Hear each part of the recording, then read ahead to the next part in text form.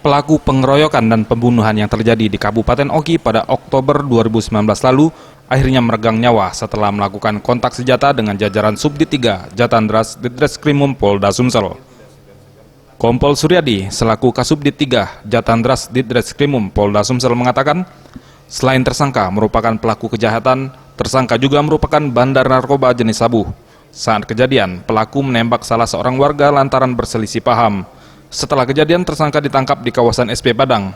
Ketika hendak ditangkap, pelaku mencoba kabur dan sempat menembakkan beberapa kali ke arah petugas, hingga terjadi baku tembak antara petugas dan pelaku.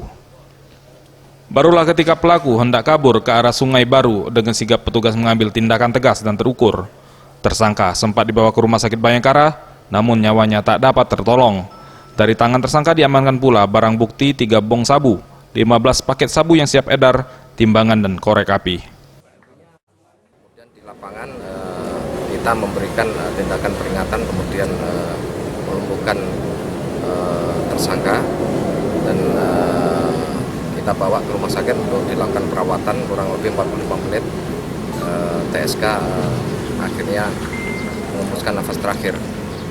Informasinya bandar sabu juga kemudian? Ya, di lokasi setelah dilakukan penangkapan kita melakukan penggeledahan di Rombok tempat tinggal tersangka. Kita temukan bong, ya ada 3 bong sabu, kemudian kurang lebih 15 paket sabu-sabu yang siap edar.